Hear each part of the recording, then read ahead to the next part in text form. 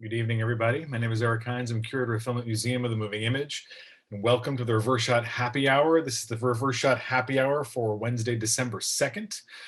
This is, around about month 97, year 6 of the COVID-19 pandemic. We're still here. We will be here. We certainly look forward to a time when it's possible for us to all be, as many of us can fit into one space at one time, that we could actually do this in person. But I think even when that becomes possible, we're hoping that we can continue to do this in the online space. It's been really great for us at the museum and really great, I think, for our hosts at Reverse Shot to put this together every week and for us to be connected and to be connected with folks that we wouldn't be able to see if we were, even if we were able to see each other in the same city. Case in point, some of our guests today are not where any of us are. And we've been able to connect with people all over the world, and hopefully some of you will join us or continue to join us from around the world as well. And with that, as I'm on the verge of making no sense whatsoever, I'll have about 45 minutes to gather myself to say something a little more useful at the bottom of the hour. For the top of the hour, I'd like to bring on the hosts of the Reverse Shot Happy Hour, editors and founders of Reverse Shot, Jeff Reichert and Michael Koresky, and a longtime contributor and filmmaker, Farihah Zaman.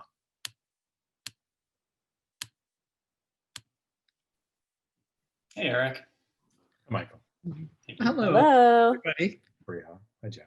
I didn't get the formal wear memo.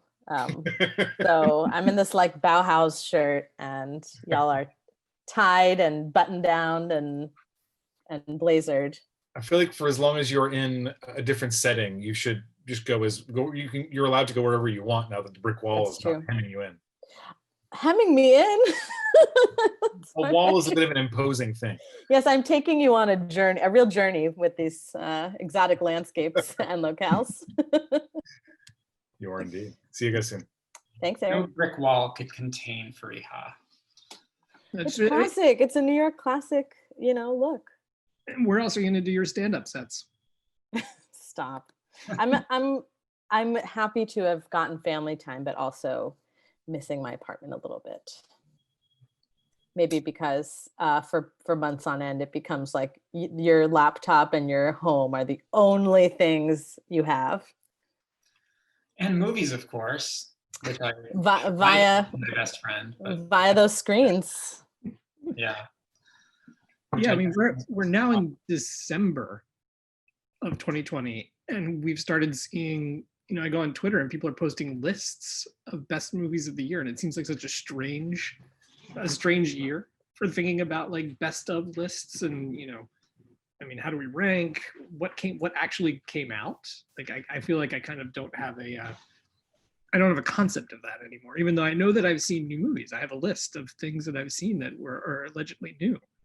I feel like this year is sort of shining a harsh spotlight on the methods that we've used in the past to ascertain things like best movies of the year. It's always felt a little arbitrary. I've always been a little uncomfortable with the general designations, like what's a new release? How do you see it? Why does this count for this year as opposed to last year or maybe next year? Films show in festivals 1 or 2 years before they actually get some sort of a release. Why do only films that receive releases, which means some sort of distribution from some company, why are those films only eligible for people's publications' top 10s? It's something that we've certainly thought about over the years, and there are certain rules that we've certainly stuck to at Reverse Shot, but I think this is the kind of year where it's worth maybe throwing some of those rules out, or at least looking back and trying to figure out how to revise them.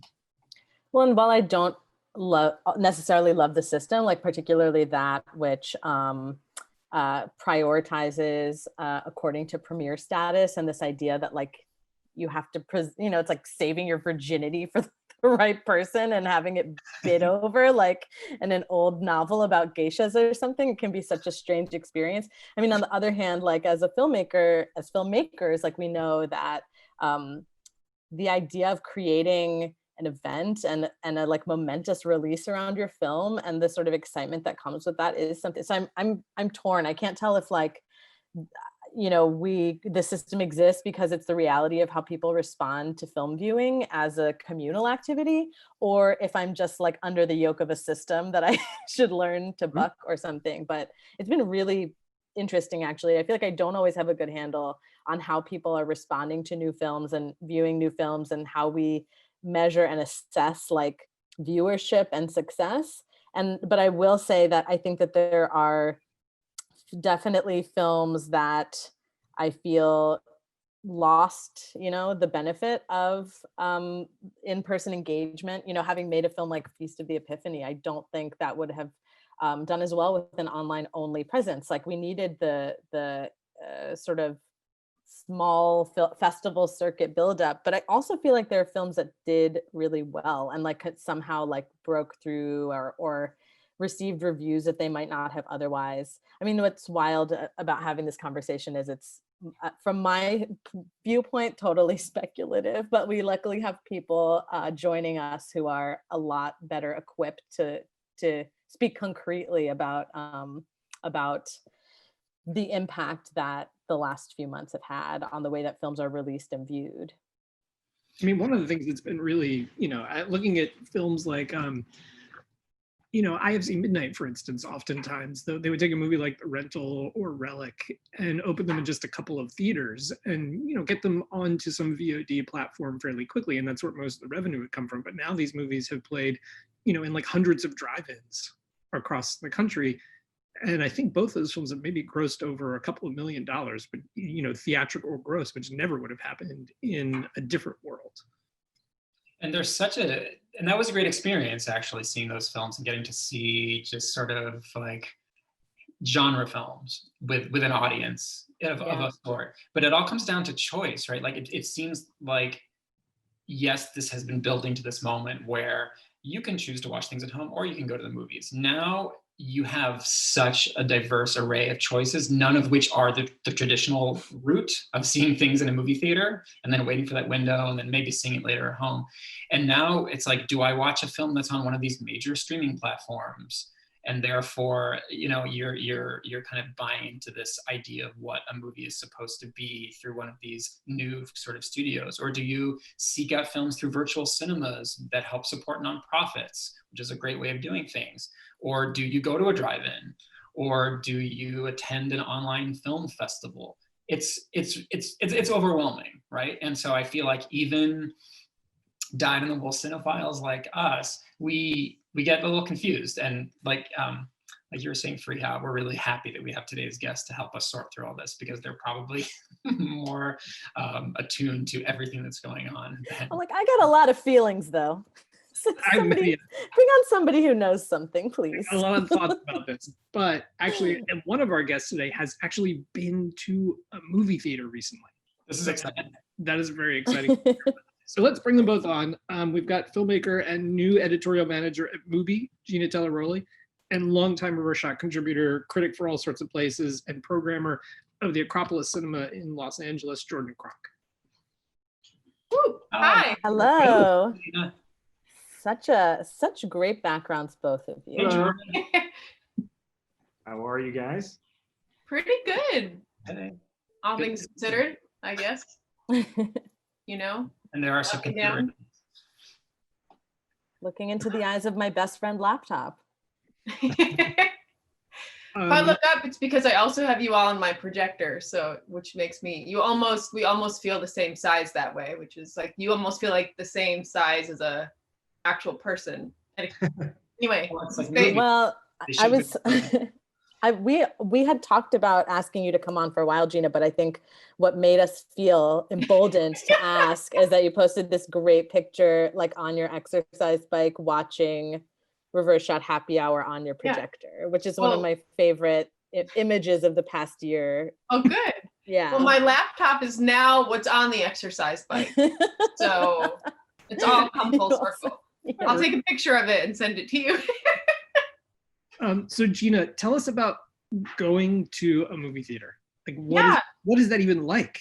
It's a little crazy. So I guess I'll preface this a little bit because I know to some extent that going to the movie theater is kind of a controversial thing. At least it has erupted online sometimes. So I am going to contextualize it a tiny bit, just please. Because I think it's also an important thing to talk about. There's all this discussion about whether theaters in New York should be open and what that means and risks. And I think something that's been kind of disappointing to me over the past few months has just been I feel like some people are like, movies should be open. And then people are kind of get angry online and there's no just discussion. It's like movie theaters are not going to open in New York. It's just not happening. Yeah. So we might as well have a productive discussion about why they're not open, what it means that they're not open, and what we could have been doing, you know, what would have happened if they did open. I'm all up for having these discussions because I think they lead to good places for everything. But anyway, I'd kind of reached a tipping point just in terms of pandemic, and I kind of needed to get out of New York. You know, it's like you reach that thing, you're like, oh, I've reached a limit of some kind, time to go. And part of, I think, that limit, if I'm being honest, was that I didn't have the movies to go to. I mean, for better and definitely for worse, they're definitely a coping mechanism of some kind, as I'm sure they are for many of us, or they're not even a coping mechanism, but part of our usual routine of how we survive. So I went to Ohio, and I went to Pittsburgh for 3 weeks, and then I went to Ohio. But I was able to get tested in Pittsburgh and then go see my parents. Anyway, and movie theaters are open there. There's a small multiplex chain called Atlas Cinemas, and they're open. And, you know, thankfully and somewhat luckily, like, they're pretty much empty. So I think like 60% of the movies I saw, I was the only person in the theater. My dad and I saw Tenet alone. It was wonderful. I have no idea what it was about. I mean, like, I understand it was about some time travel and objects moving in different directions, and that's really all I understood, but it was beautiful and fun, and I had a wonderful time. In any case, so it was it's kind of a weird experience, because on one hand, it seems really grim on the surface, because you go to the movie theater, there's no one there, there's like one employee wearing a mask who's doing everything. You go into the theater, you're alone. But I had the freaking best time. It was more than, I think, just missing the movie theater. It really taught me a lot about why I like going to the movies. But I think most importantly, it was November, and I was seeing like weird genre movies, like weird things, all the things the studios had dumped. I went and got to go see, and it was really actually exciting to kind of just go there and be like, what has no tickets sold? Like, I'll see that, please.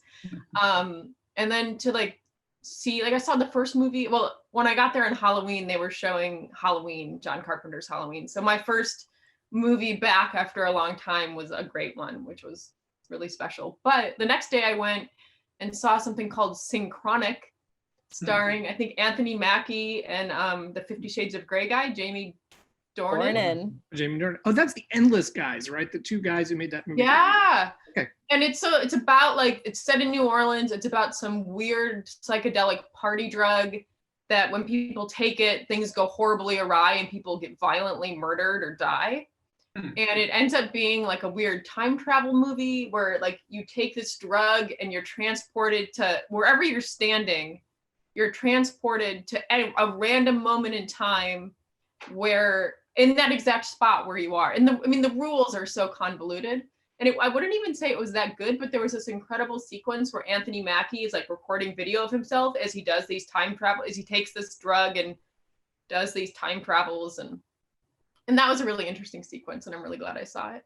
But everything I saw, I kind of loved. And I think part of that was that I love weird genre B movies, and I don't think we often get to see movies in theaters that are just trying things out and that are weird and kind of unsuccessful in a wonderful way. Like, when I just feel like there's not space for that in movie theaters anymore. There's only space for prestige movies or superhero movies, and in the multiplex at least, Sure. in terms of like thinking of Hollywood genre type things. Yeah, so, and I think it really made me realize how much the important thing about, and I've had a really hard time watching movies at home for the past however many months. It's kind of, I mean, I watch them for work and I watch them for various reasons, but for the most part, it's not something I've wanted to do. It hasn't been, I watch movies like all the time, but I haven't been able to watch very many while at home. And I think it's because it's so passive. You're home all day and then you're like, what am I going to do? Well, I guess I could put this thing on. And it feels like a passive activity. And even though the scene at the movie theater was pretty grim in a lot of ways, I was not communal. I was like me and maybe one other person in a mask.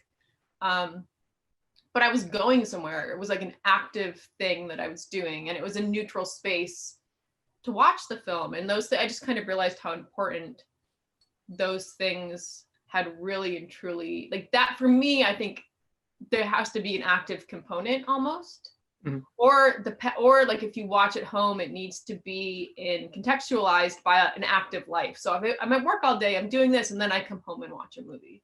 Like that makes sense to me as an activity. So I don't know, I guess it in a way that I have never thought of before, because I think we've talked on the show a lot about missing movies before the communal aspect or for the space of the theater itself.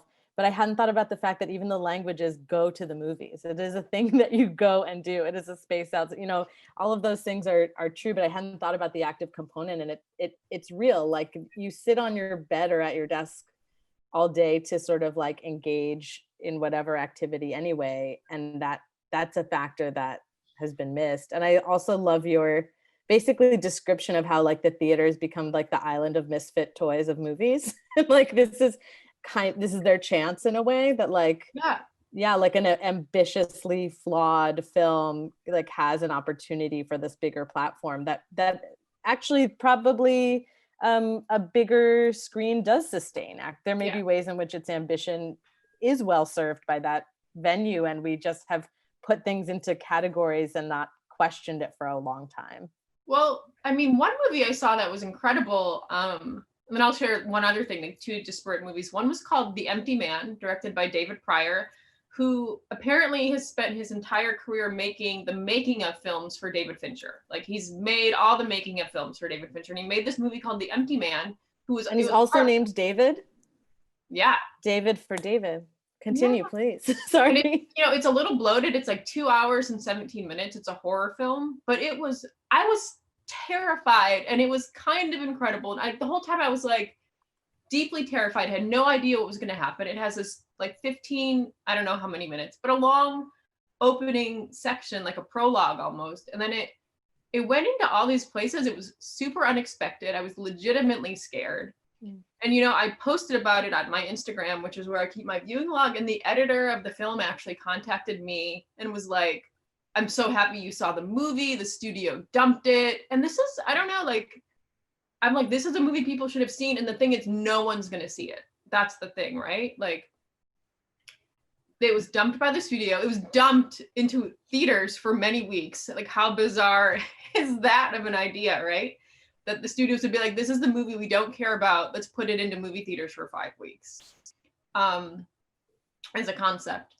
And, then it'll get released online, I assume, in some capacity, but there'll be no fanfare. There'll be nothing pushing it. So I feel like I'm one of, I don't know how many people that saw The Empty Man. It's a great movie. I highly recommend it whenever it's available. I think it's like there's a bad torrent, like you can pirate it out there, like with someone in the theater, so you can maybe do that. But the other movie I saw that I really loved, it made me miss going to the movies in New York so much, because I got to the theater and there had been one ticket sold, and I was like, okay, cool, I'll go do that. And I walk in and there's this giant man sprawled out on a recliner, no mask on, and I was like, okay, buddy, cool. Hello, and I walked to the front of the theater, like where I would sit anyway, but like far away from the man. I was like, it's gonna be okay. I'll sit here and see how I feel about this. And he's groaning. I was really like, oh, I miss MoMA so much. Man is groaning, making weird noises. I mean, I was terrified and excited. It was the most emotions I'd had in a while. Anyway, the movie starts, and it was this movie called Makeup, like a British independent film by a female director. Her last name is Oakley. Like, I'm in the suburbs of Ohio at a multiplex seeing like an independent British movie called Makeup that I've never heard of. And it was a really good movie, this tense, taut little thriller about a woman, like a teenage girl visiting her boyfriend in this like coastal town in the UK that's like closed up shop for the season. It's really weird. It goes into unexpected places. The actors are great. It's really uses its ellipsis, like it's very elliptical in a way that's interesting. Anyway, I highly recommend looking at Makeup. I loved it. The movie ends, the lights go up, and I turn to see like where this man is. And he is now in the back corner of the theater, as far away as he could get from me, wearing a mask and like a hood. So I guess I scared him, but it just made me miss the weirdos at the movies, and it made me concerned for how they're doing and where they are, if they don't Maybe the movie scared him. Maybe he just kept back. And it's funny because in the particular context that you're describing, this is your movie soulmate, your suburban Ohio movie soulmate, who's also walking into the multiplex saying, "I'll have one for your least popular film, please." It's also, oh, sorry. No, go ahead.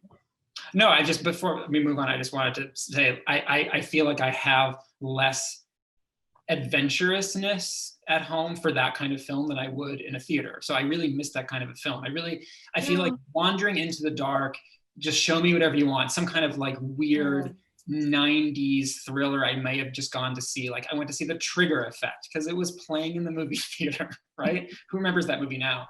I wouldn't seek that out on streaming right now. I want to be sort of, dominated and controlled by the screen is like my favorite movie metaphor that we've used before. And I'm missing that. I'm really missing that. So I'm jealous of your stories. It was really, I don't know, like I had felt like it was the first time I'd been excited about movies in months. Like I was just like giddy. I'd come home, my parents would be like, "How was the movie?" And I was like, "What?" I'm really excited.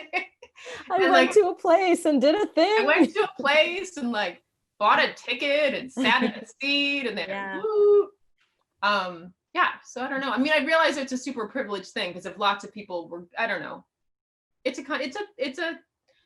a weird thing, what's happening with what the studios are doing, dumping them, and just the lack of discussion about why movie theaters aren't open. We published a piece on movie that critic Olaf Mueller wrote, and he makes a point that I think is a really good one, which is just that, you can close, like movie theaters, if you think about how they function, they're not more dangerous than a restaurant. They're not more dangerous than a gym. They're not more dangerous, they're less dangerous because you're wearing your mask hypothetically the entire time, or you could be. And I just feel like we should be questioning more why they're not open, because you have politicians that can keep them closed, look like they're doing something good, just to have that little political capital. And this is the thing we care about. And it's the thing that sustains all of us, and it sustains the art that we love, and it transforms the art that we love, So I don't know. Anyway, sorry. One of our reverse shot contributors, frequent reverse shot contributors who's here today, I think Julian Allen, is based in the UK. And we talked about how he said that their theaters are just classified differently. It's not considered a communal activity because technically you're not there to be in physical proximity to others necessarily. You can sit in your own little distant space, and that's an achievable goal. And it was really interesting to me to see how, it's open for interpretation, actually, that it's that people are responding to the question of what the space of theater is, and it's not as clear cut as, say, a restaurant or a concert venue. Yeah, I mean, I think mostly I just like I think these are good discussions to have about what it is. And I don't know, it was, like I said, it was a really special thing getting to do that, getting to go to the movies for a month. Yeah. So Jordan, I want to bring Jordan in. Yeah. Jordan is somebody who I every year at the end of the year when lists come out and I see Jordan's list, there are all these films on there that I've never heard of, because you go to many more film festivals than I get to go to. And so I end up trying to track down a lot of these films. And I'm wondering how this has all been for you in terms of your watching. And I especially wanted to focus on a movie that I think you put it kind of at the top of the list that I've seen that you've published, at least so far, which is The Tao. So what do we even call Tao? Is it it's a film, it's a project? It's a project. Okay, great. Well, yeah, Tao, well, I guess we can talk briefly, is like a 14 film project made by a Russian filmmaker, Eli Kurzanovsky, who made a film called Four. He made one film prior to this called Four in 2004, which I mentioned to Michael recently. I came across a piece that Michael and Jeff and a couple other reverse shot people wrote about that movie in 2004 for IndieWire, which is really random. But like no one wrote about that movie, and it's not a great movie, but it's interesting and it's ambitious. And anyway, he's been working on this Tao project for over 15 years now. It's still finishing up the final films, but it premiered in an installation form in 2019 in Paris, which kind of suggested it's kind of like an art piece or something, but it's a super narrative driven project. The films are very discreet. They all work together, and it's all deals with the same time period, which is like mid-century Russia, which is, it's all set in a kind of a secret Soviet research institute, science institute. Yeah, the first two films premiered in like theatrical form in Berlin in February, so right before the pandemic. So I saw the first two there, and I thought they were great. And as I saw more, they eventually, because when the pandemic hit, they started to release the films online. They have a website called dow.com where I think 8 or 9 of the films are now available. So as I kept watching them, I'm like, this is not a, I don't know, it's not an art project. It's not like a, I don't know, indulgent like thing that he was working on. It's a very like serious and like amazingly conceptualized and realized project. There's lots of controversy about how it was realized, and that's a whole other discussion probably. But the actual films are like really amazing. And anyway, it's turned out to be, I've ended up seeing all the films at this point pretty much, except for like portions of the last one. And I know Jeff's watched, I think you said like 8 of them. So I think you might be the only other one who's watching many of these movies, but they're really great. And it's funny, I guess, because of the length and the kind of just the nature of the project.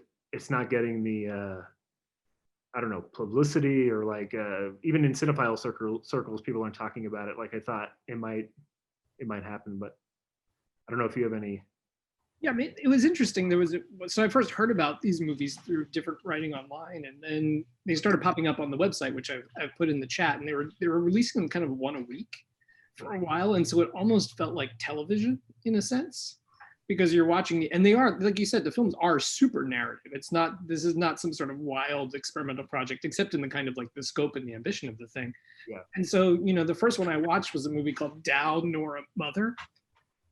And it's a sort of like a 3-hander of just 3 characters in an apartment kind of dredging up their past and sort of fighting through issues that they've kind of maintained in this mother-daughter relationship. And then the one I watched after that was Tao Degeneration, which is a 6-hour kaleidoscopic multi-decade thing with dozens of characters. I mean, crazy events happening. And then you pick it up the next week and it's like Tao Katya Tanya. It's 2 women trying to forge a relationship in this institute in Soviet era Russia. And so you're seeing these characters in all these different films. They pop up in small ways throughout, but it's constantly shifting the terms by which you like engage with this institute in which it's all happening.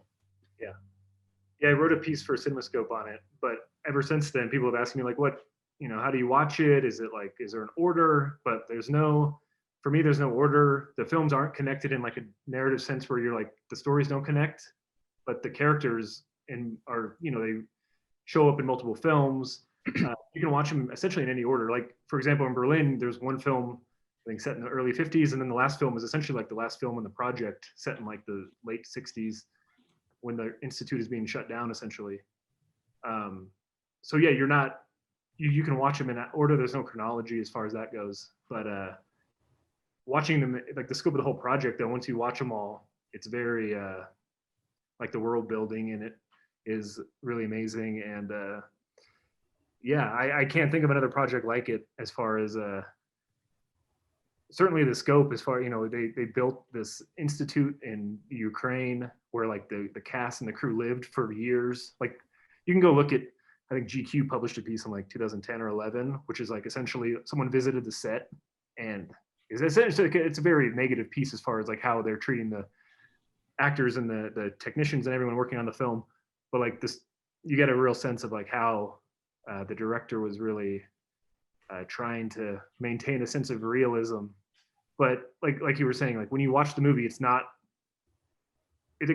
scripted. Like, there's so much dialogue in it. There's no way you're watching they're not just filming people getting drunk and in these really compromising positions. It's very laid out and structured, and yeah, it's really something to seek out, I think. But as far as I know, from what I hear from their team, that I think the rest of the films will be released, I think early next year, which I think the last like 4 or 5. So I haven't been able to watch them. I don't know what "been able to" really means, but I haven't watched them. You're like, if I'm being honest, I could have. You mean maybe emotionally, mentally and emotionally? forces holding me Not against ready. my will. No, but Yeah. I am trying to figure out what that means and how to define that. And I think it has something to do with the unstructuredness of that project and the kind of structurelessness of time that I've been feeling in the pandemic. I've my response to something like this is to like really nail down routine, and that's sort of, it's a crutch in a lot of ways, and it also becomes kind of a problem because I become very rigid and I have my time set aside for my very particular things, and I've really fallen into those sorts of rigid time management structures. So something like Tao feels unimaginable to me right now. And films of different lengths, there's no beginning, there's no end. It's probably my biggest movie nightmare as of right now. But I want to find the time to do this at some point. It might have to be once the pandemic is technically over. I would say if people are interested, like Down Natasha, I would say is like maybe the one to start with. It was the one that premiered in competition in Berlin, but it's not necessarily the most accessible one because it actually is one of the most graphic, and there's one scene in it that is like, it'll tell you if you want to do it for the long haul, I would say. So, and it's like a normal two-hour film. So yeah, it's a great film on its own, but it also has some of the questionable aspects that might turn some people off. So that would give you a sense right away if you want to watch the other 45 hours or whatever it adds up to. I hear you, Michael, and I know that typically it's interesting, knowing your typical viewing habits, and that knowing that is a kind of film that would be or project that would be so appealing to you, but that like the ideas around uncertainty and like the shape of a film being too close to your reality, or like the kinds of things that you're seeking out of the experience being different. I feel like in earlier months I was much better about viewing within the film festival context and the idea of trying to keep alive that this is an event that is taking place over the course of a certain period of time, and in ways that I feel pretty guilty about. I think it's been harder to maintain that feeling that like an event is taking place because we are missing the going to the movies, the going part of going to the movies. And while I don't think like the content has necessarily dictated what exactly I'll watch, I think it's fallen into two camps around keeping up with documentary community stuff, because I have friends who've put out directed films that are coming out around this time, and that's given me that extra push to watch, or like really what is some treacly holiday garbage that I can turn on, and it's like just I push one of two buttons, like I want to be, I want to feel that desire to seek again in a way that would typically characterize my movie going experiences. Absolutely. And then the sense of scarcity or deadlines or time running out often dictates, I have 3 more days before this screener expires, or I have 1 more day before these movies disappear from the Criterion collection, or I have, 2 more days before this festival ends. That often dictates, like I was up the other night way too late because I was trying to cram in a bunch of stuff on the 30th before the Criterion movies for the month disappeared. And more often than not, really weird arbitrary things like that dictate the time that I've set aside to squeeze in, like 2 hours at night to watch stuff. So anyway, enough about my insanity. No, FOMO is a really great motivator. I do feel like people have posted more in the watch this before it leaves tomorrow vein. Like I think because we're all viewing at home so much, I'm seeing that type of post just in my social media realm a lot more. There are some films that I watched during Doc NYC and other festivals that I kind of wanted to highlight because they're all coming out relatively soon. And I was wondering if other people have watched in festival context and what your experience has been. But one that I've been thinking about is Through the Night, which is a really amazing documentary that I think speaks to a lot of, like, somehow it just dovetailed with a lot of discussion around like Black experience and labor practice and motherhood and these very like tactile real world things that we've been reinvestigating lately. And I did think the Doc NYC lineup was very good. There are other films that are coming out that played there, but that I didn't watch in that. I just didn't do the whole like festival binge day. Have any of you other folks been watching or like remember a film a new release that you watched in a festival context, like a virtual festival? Not counting the things that I watched in helping with the New York Film Festival, I'll just like talk about the things I watched during the festival. The only thing I really watched, which was just funny because it really came at a period when I was just having a rough time watching any movie, as I watched City Hall, The Wiseman. I was like, if I'm going to do a movie, I'm going to do a movie. And it made me really happy. I wrote a little bit about it for my Patreon that I have, but I mean, I love Wiseman. Like he's my favorite person kind of, but, well, John Carpenter's my favorite person, but he's not making movies. Anyway, but I love that it was a movie where you get to look at people's faces. Like we live in New York City, you know, Jordan, you live in a city, Los Angeles, right? Yeah. So you're someone who's out and about with lots of people, but you know, we don't get to look at strangers' faces anymore. We don't get to just sit and like see how beautiful and weird and strange people are. And I loved watching that Wiseman movie because you're just in these spaces looking at real people for 4.5 hours. And it made me really sad and really happy. And I just I like looking at every person and seeing like what was happening on their face, like what their expression was doing. And like, it made me really happy. I wrote about that for Reverse Shot, and I remember as I was thinking about the film, it was in the pre-election context, and so I was thinking about like why this movie right now, and you know, thinking about like all of the calamities that could face us after the election. I was like, why is Wiseman focusing on like the intricacies of like totally mundane and boring bureaucracy? And he was right. It was like the thing to focus on, because all I've done since the election is watch like press conferences with the Assistant Secretary of State of Georgia. And like last week I watched 2 hours of the Michigan Election Commission certifying the vote. And I'm like, oh right, this is what he was probably trying to communicate to us, is like that these institutions have a certain kind of like power in them, even though we don't look at them ever. They just kind of happen and they function. And the last month we have been like living City Hall all across the country. Yeah, definitely. I also saw City Hall at TIFF in September. I've done like probably 6 or 7 virtual festivals, I think. Wow. TIFF was the one I actually did like an actual, what I would have done if I was at TIFF, which is like watch 5 movies a day, essentially, just sitting in bed. Oh, wow. Sounds nice, actually. Yeah, that was the one that I really, mainly because those were all, or not all, but mostly were all new films. So yeah, I had a lot of films I wanted to see. But like I just had finished watching stuff from Doc Lisboa, and last week like at Mar del Plata. So like I've been watching or attending a lot of virtual festivals over the summer, and then I did a lot of stuff at New York Film Festival as well. Beginning was one that stood out for me at TIFF, and then it played at NIF as well in the main slate. But yeah, that's a film like what the Wiseman film. Maybe it would have been better in a cinema, just because it's so like pictorially like beautiful.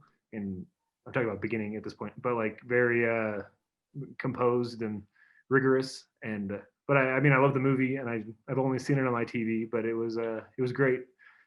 But I've had mostly good experiences, I think, watching festival films. I've had like, as far as like logistically or like technically, I think most of the platforms have been working well. I think New York and TIFF and a lot of them have been using the same one, or it seems like it from my end. So they've all been, I was a little worried going into it because my computer is also super old, and I'm like, am I going to be able to watch the stuff and like stream it in quality that's going to be good? And so it's all turned out for the most part pretty good. And then also streaming some other stuff, just like normal virtual releases and stuff like that. So Well, I mean, the plus is, of course, accessibility. Like that so much more is available to you. And as you mentioned, Gina, like it's not just about more, it's like who might be connected to what kind of film.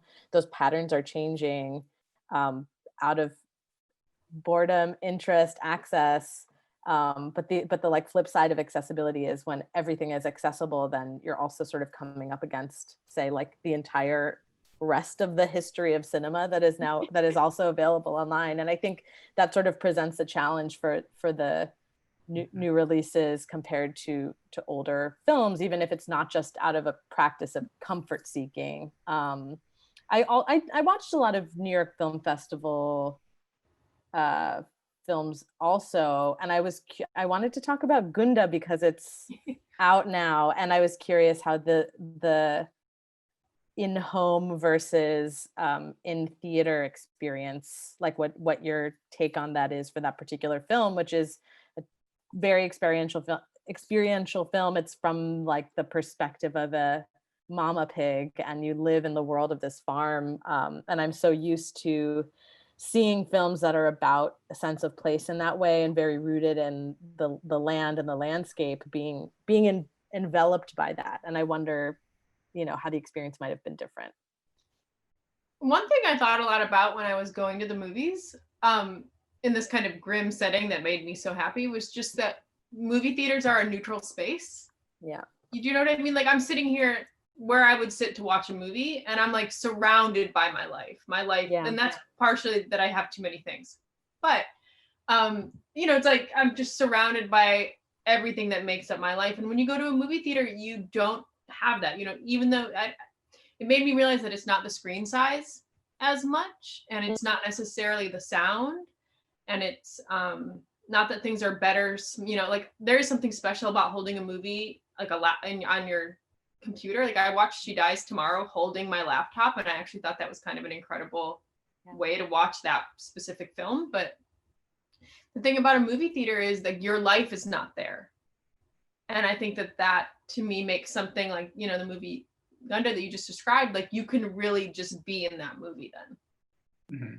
Yeah, no, I mean, I was just reading some essays by Durga Chubose, who I love, and she was writing all about, this was obviously written a few years ago, it didn't have to do with the pandemic necessarily, but it was about when you're at home, you are the center of the universe, right? When you're out in the world, you're alone and you disappear, and that's a necessity. That's like your invisibility, feeling like you're part of the larger world is really, really important. And that happens especially now. Especially now, and that certainly happens. Actually, we've got a question from Nicole in the audience, which I think is actually a really great question to pose to everybody who's on the panel right now. So what's a film that was streaming only that you wish you saw in theaters? Oh man, it's almost like everything in a way. Oh, yeah. Well, I think my question was really leading and revealed how I felt about it without me saying so. So I'm gonna say that. And even though I really agree, and I was curious to hear other opinions because I felt like mine was maybe a little bit knee jerk. I appreciate maybe it's not even the size of the screen, but the relationship of screen and space, like you're talking about, Gina. But that's one that I do feel like I wish I had seen in a movie theater for sure. Even though I thought it was really lovely and appreciated the film, I wish I'd seen it in a theater. Did you both see that? Did you see Gunda? No. Oh. But I know. I know what it. I know. I can imagine. I mean, my response was that I was happy to not stagger out into the blinding light with a wet tears to your face and see other humans when it was over. I felt that movie completely destroyed me on the couch. I can't even imagine what it would be like bearing down on me on the big screen. I saw it in a theater. I saw it in Berlin, actually. Oh, wow. Yeah, so I've seen that. I guess I would have wished if I could have chosen to see Beginning in a theater would have been nice. And also like Notturno comes to mind, the Gianfranco Rossi film. The super like pictorially beautiful film. Looked great on my TV. Probably would have looked better in a theater. I'm sure there's many others. I also watched all the current shorts like as someone who watched a lot of experimental shorts, like watching those in a theater is way better than watching it on your Oh, TV. yeah. Mm. So I am. Or any that come to mind, Jordan? Any particular shorts that stuck with you from that viewing batch? my favorite in New York Film Festival was the Mary Helena Clark film, Figure Minus Fact, which I think is like a major work. She's great. Also, as beautiful film, which I'll hopefully see it in a theater one day. God, I can't remember. I'm gonna It's fine. I put you on the spot. There's a lot of Yeah, them. that's probably my favorite short of the year. But there's many great ones that I was lucky enough to see early in the year before the pandemic, but which ended up playing in New York. That's why I'm having trouble remembering what I saw back in like Rotterdam and Berlin versus New York. But I want to say that Simon Liang's Days is the first movie of his that I have not seen in the theater Oh, wow. in a very, very long time. And that's how it's supposed to work, right? When you love a particular filmmaker, you can't wait for their film to come out. You wait to see it in the theater. Even at the beginning of the pandemic, I thought, okay, well, I'm not going to watch that at home. I'm going to wait till I can see that in the theater. Of course, I gave in. Also because I had been working a bit on for New York Film Festival, new director, so I ended up seeing a lot more stuff than I would have seen just because it was part of my work. I don't know if I would have seen these films otherwise, but The Days by Simon Liang is clearly a film that I would have liked to have seen on the big screen. It's just so overwhelmingly beautiful. I waited. I didn't watch it for that reason. I'll say one thing that I saw in a theater before the pandemic two things I saw in the theater that I was overjoyed to see. One was Time, which I saw at Pulse. Yeah. And I thought that was just to see on a big screen was incredible. And then I saw First Cow. That was the last movie I saw in a New York theater. Mm-hmm. And I kind of wish I'd seen Borat with a big audience. I don't think it was like an especially great movie, but it really made me smile and laugh. And I would have loved to have seen that with a big audience full of people. Right. and Days kind of reminds me of like the prompt of like the whole conversation here, because Days is a movie that played at festivals, technically played across the US at the New York Film Festival virtually, but is coming out next year. So that's kind of like been one of the things that have, I guess, is confusing critics at the very least, looking at, I don't know, the lists and things that have already come out, like what is considered a release this year, like Days. For me, obviously it's on my list for like movies I've seen this year, but like for a reverse shot or whoever, people who compile lists for like theatrical releases, it would be like next year. So it's a very, I don't know, tricky situation to kind of figure out what, I guess, how you would classify films by their year. Right, coming out. Hadn't happened in the I kind of hope that this is, every year the lists are very similar. Everyone's lists on the 85 sites or whatever.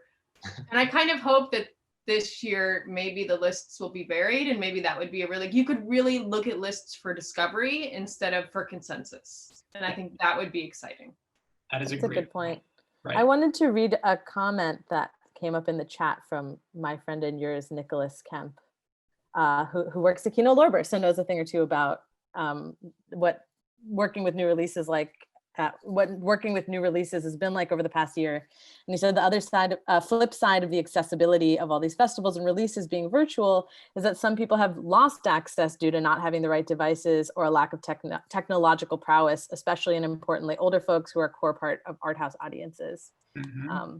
Which is, I think, is a really interesting point, and particularly for people who just don't have like financially, monetarily don't have access to that technology too, is something we haven't talked about yet. Well, I definitely thought about when I was at the, in November going to the movies, like movie theaters, I mean, in a way they're more accessible, like, they're everywhere. And I think more people probably like have a car, like can get to a space maybe. I mean, not an art house theater. That's obviously not something but just like the general new releases that everyone is going to see. I do wonder, and maybe I don't know how, like what the actual accessibility difference is between people who can go to a movie theater and have $10 versus people who have subscriptions and all of these different things. But it does also go back to a kind of a question I had at the very beginning about accessibility and what a new release means and what coming out means and what what eligibility means for lists and awards. Because looking back on so many films that I've seen at festivals over the years, a lot of the best films I've seen at festivals never got picked up by distributors. Therefore, they've been completely eradicated from the, technically from the historical record. If you go back and look at top 10s from years, awards from years, I'm thinking of even Sierra Nevada, the Christy Pugh film. I don't know about I thought Malmkrog was one of the best movies I've seen this year. Does that happen the same way with that movie? Probably it's not going to get. Is that going to come out? If that doesn't come out, I'm never going to be able to rank it, and therefore Reverse Shot can't get behind it. So I feel like this has opened up a question we probably should have already been having, which is loosening these rules and restrictions around what a new release is. Yeah, that's a perfect example. That's a masterpiece in my opinion. Great. Regardless of his opinions on other things, but the movie's great. Great. And same thing with Sierra Nevada. Like the movie is 3+ hours long. It's not super accessible. Distributors are rightly probably hesitant to pick it up. Who's going to watch this movie, etc.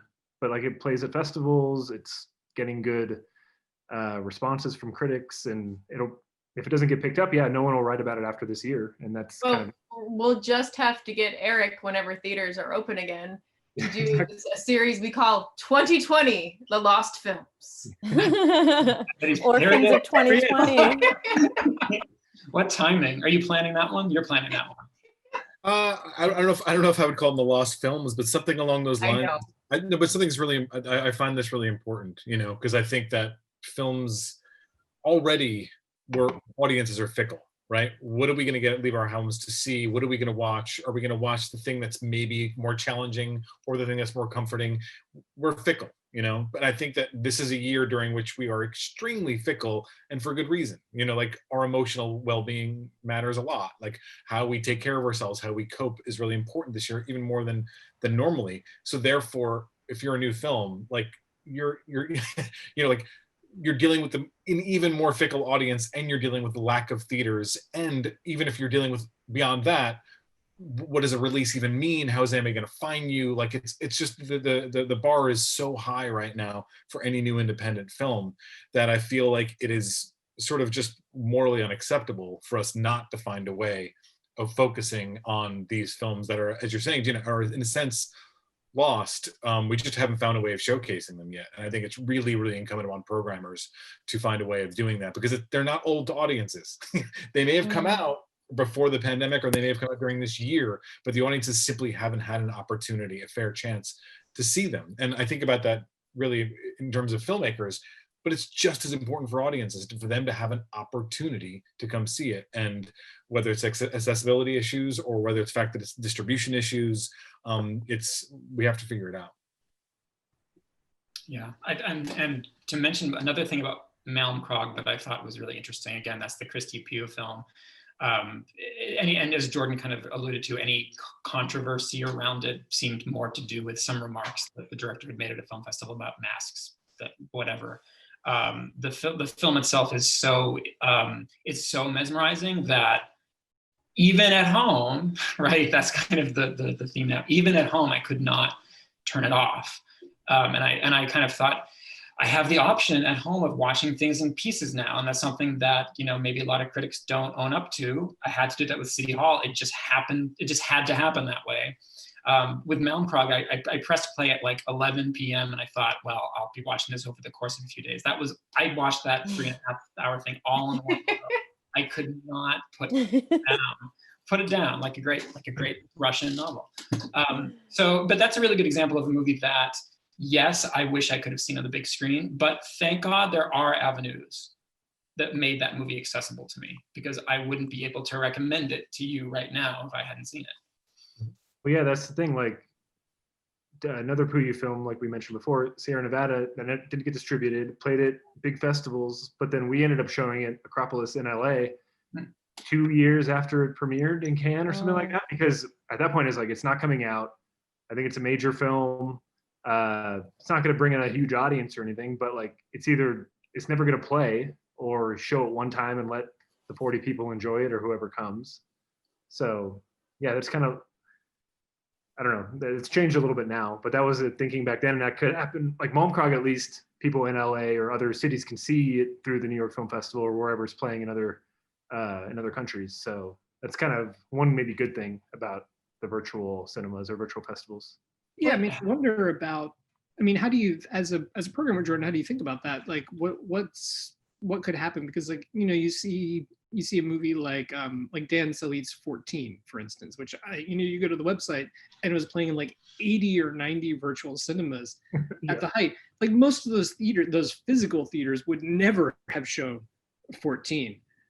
But because there's this virtual option, they're sort of like, well, maybe we can take a flyer on this film. Yeah, another good thing about virtual cinemas is we can show, in general, Acropolis shows just only LA premieres, but this year, because of the situation, we kind of just like, if I like the movie, like Martin Eden we did, which showed at other LA virtual cinemas. Oh, yeah. 14. So if it's like in a film I like a lot or whatever, we can still show it. And like those were actually, Martin Eden like did exceptionally well, even though it's screened in like Lemley virtual cinemas and other places. But we, like, our audience will, or they seem to, like, maybe hold out and wait for us to show it in some cases, or just trust us if we're showing it. But yeah, it's strange that, like, I don't know, things can now, or I don't know, we just have the option to show more things now, ironically, than we did before, just because there's no overhead as far as like a cinema. So yeah, there's good and bad, but that's the good part, I guess. More films. I was wondering, because we have we've just reached 7, and I'm sorry if I stepped on anybody who was going to talk. Before we go, I would love it if everybody could go around and recommend like one new release that they saw that they want to recommend to people that they want to, that we might not know about. Oh no. Okay, but you have to tell who to go when, because everybody's in a different order on our screens. Oh, I know. And I fail this test every time. I just wait. I'm like, wait, who should go? So direct us. Let's try. Okay, so I see Jeff in the top left. So why don't we start? Okay.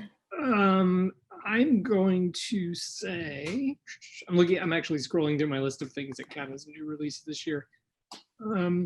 I think if people haven't seen Oliver Lax's Fire Will Come, that was gonna be mine. which just screened via the Metrograph, I think, live screenings at the Metrograph. I forget exactly how they did it, but I think the distributor will be showing it in more different ways. I think that's a really special film. Great one. Farihah? I really want to recommend Mayor by David Ossett. It's such a beautiful, incredible, thoughtful, funny, heartbreaking film. It got to have an in-person premiere at True False, and I know showed at the Momi Drive-In Theater in Queens, I think, Eric. So it's had a few opportunities here and there, but is now more widely accessible via Film Forum, I believe, streaming on Film Forum. And I think it makes great in theater and at home viewing. Yeah, it made me feel like connected to real life again a little bit. Gina. Okay, I'll do 2 quick things. One that was in a theater that I don't know if anyone will be able to see, called The Informer.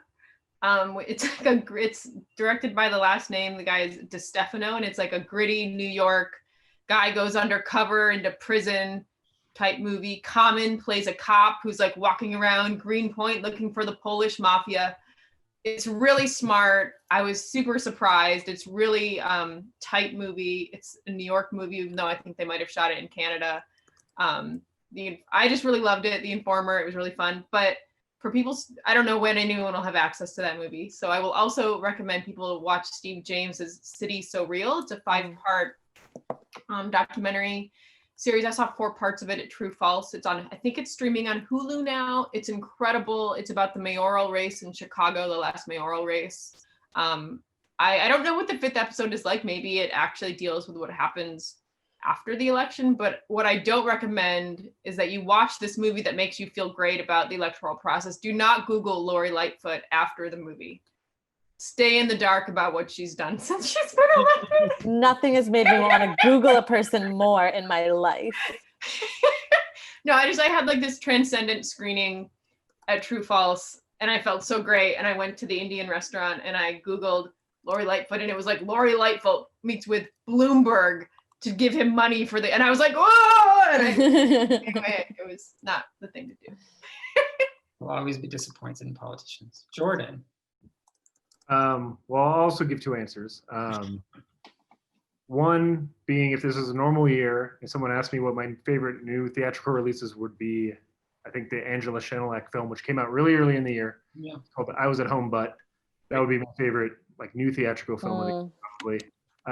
Now, considering the time, one of my new favorite like premieres, it premiered at the New York Film Festival and has streamed virtually, is Her Socialist Smile by John Giannino, which is really excellent nonfiction documentary film about Helen Keller's like post-collegiate socialist life, political life, and the speeches and public talk she gave, which has been like eradicated from the record, and it only exists in like transcripts. So there's no audio video recordings of her. So the director is basically trying to find a way to present this material through text and image.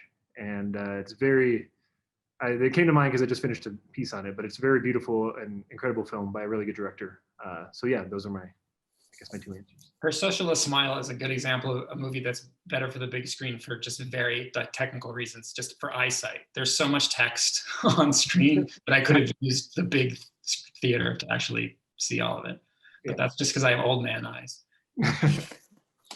Eric, do you have a recommendation? Well, yeah, I would second strongly Mayor, which will benefit viewing however you see it. But I am looking forward to that being on big screens somewhere down the line. And months ago in the pandemic, we had the Ross brothers on here. I think Bloody Nose Empty Pockets is still worth finding. Over the last year. But I think another film that showed up in virtual cinema that didn't make too much of a ripple, which is I think really suffered from not having the kind of slow build of some sort of theatrical, was Ghost Tropic, a film by Belgian filmmaker Bas de Vaux, who Cinema Guild put out, and it's great that Cinema Guild got behind that film. It was going to be one of our showcase screenings at First Look in March. And Baz was on his way to the airport, I believe, and had to turn back around. But anyway, that's a film that I think is really, really worth finding out. And if it's still available in virtual cinemas, please see it. And we will be definitely showing that in theaters at some point in 2021. Great. My last plug is for a movie that will soon be available because Film and Lincoln Center is doing their New Directors, New Films Festival finally virtually. Which it was supposed to happen right before the pandemic. I think that it was supposed to be late March and they had to cancel it. And there's a movie called The Metamorphosis of Birds. It's that beautiful movie. Catalina Vasconcelos. It's just so exquisite. I was gonna say it blew me away, but that's so the wrong metaphor for that movie. It's more like it cradled me in its arms. Filmmakers like going back through her personal family history and just using impressionistic images and telling a story through fragments, but it's just so gorgeous. So we'll hopefully have writing on that soon in Reverse Shot, and that's a really special film. So see, great movies exist. Indeed. They're out there. Should we cheers? Should we cheers? Should we toast to the survival of cinema? Yes. It's dead. We all know it's dead. And helping us, such as it is. helping cinema survive. The Reverse Shotters in the audience: Chloe Lazat, Chris Wisniewski, Edo Choi, James Wham, Julian Allen, Nathan Kasub, Ryan Swen, David Schwartz, and Bidatri Chowdhury, all in the audience today. Hey, everybody. Hi. See you. Hi, and thanks, and talk to you again soon. Cheers. See you next Wednesday.